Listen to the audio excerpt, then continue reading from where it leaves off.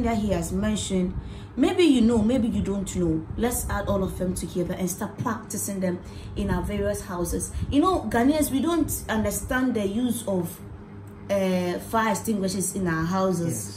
Yes. We don't really we don't see the necessity, the importance of having fire extinguishers in our houses. So you know, we respect the room and we are good to go. We don't really care. It's only our cylinders, our gas cylinders, that we think, okay, it has to be separated or has to have a distance and all of that. But let's say there is fire outbreak as a result of using the cylinder. What happens? Do you now have to rush out, calling the fire service and all? Even at some of our office, we don't even have fire extinguishers. Yes. Because one, we don't know the use of them, we don't know the types, we don't know the right ones to be used in a particular place. Yes.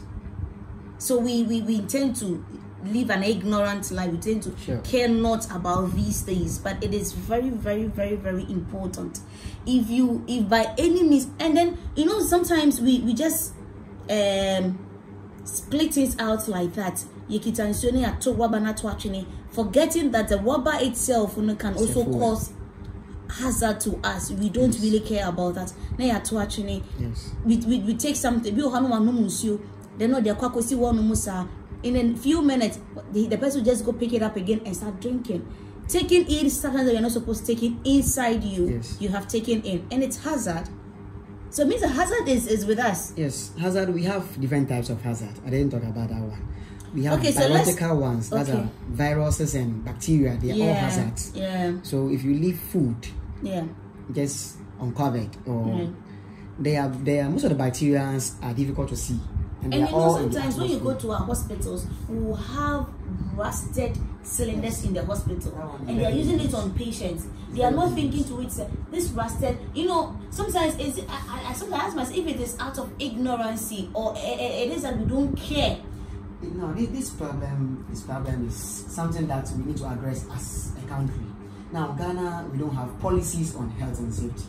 So if you watch most of the safety practitioners in Ghana, all their laws that they are using are from overseas. Yes. We don't have safety. Even our labor act is just a clause. Just a clause that's talk about provision of or making the workplace safe. That is all. We don't have safety. But whereas in advanced countries, even every particular work being done has a regulation on. Yes. If we are doing lifting, we have a regulation called LULA, lifting operation and lifting equipment regulation. For lifting, working at height, we have a regulation for it, and they have regulatory bodies like health and safety executives. They are there, and they come around every workplace to check. Now, because Ghana, you don't have these policies, people just turn blind eye, and they do everything that they want. And in as much as we try to learn them, we don't even make use of it because think that I don't know, they will not be even appreciated. And safety, like I say, safety and Ghana, we don't really talk about safety in Ghana. We don't at all. So most times you see, you know, private entities coming out with safety programs and meetings, conferences, just to, you know, teach people. It's very true. Most of the companies in Ghana, big companies in Ghana, if not this foreign organization or foreign companies coming in, I don't think we will have heard something like safety in Ghana. No. And if you don't go to our oil and gas industries and offices, you will not see anything like safety precautions, safety being taken serious and all that. It's absolutely true. I went to Ghana Railways, a company like Ghana Railways, a big company that deals with all forms of metals around there. They don't have a safety department, like a safety department in a company like Ghana Railways. Here in the Western region. Ghana Railways, we can go and check in Keken, Amandi. Yes, full of train parts and metals, and there's nothing like safety there. Even in Ghana ports, it's not Ghana ports, the whole Ghana ports. In Ghana ports, the only safety that we have is fire safety. So that is all we care about. That is all we care about. But the general safety, no, is not there. So if not these foreign companies coming in, the safety in Ghana is limited, very, very limited.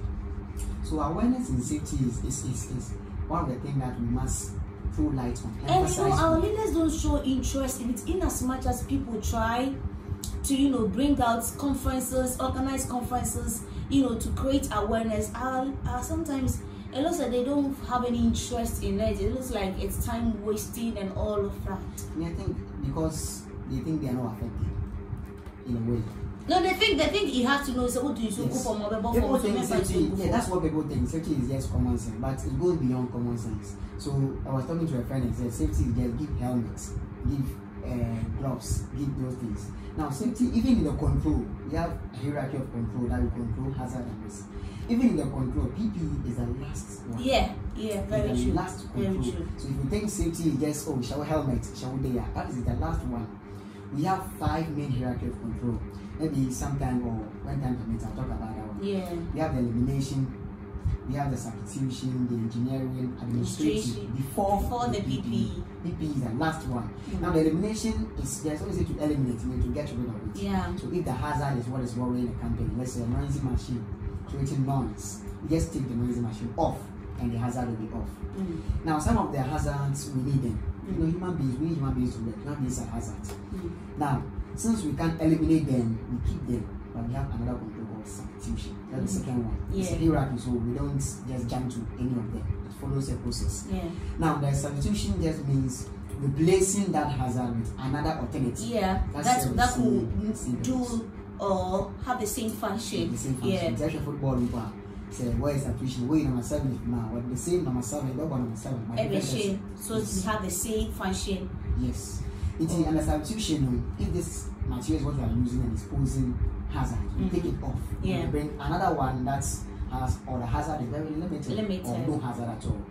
Now from substitution we come to engineering. Engineering we provide machine guide, isolation and also segregation. Sometimes ventilation as well. When we come to machines, certain kinds of machines they need air. They don't get air or enough air, the heat balls up within the machine and it causes fire. Now isolation, we can talk about gas. Like the control room, for instance, if you don't have air condition, always on 24/7, the place becomes heat up. Yes, and you might get yourself injured. Yes. Or the equipment, not functioning or something. Yes,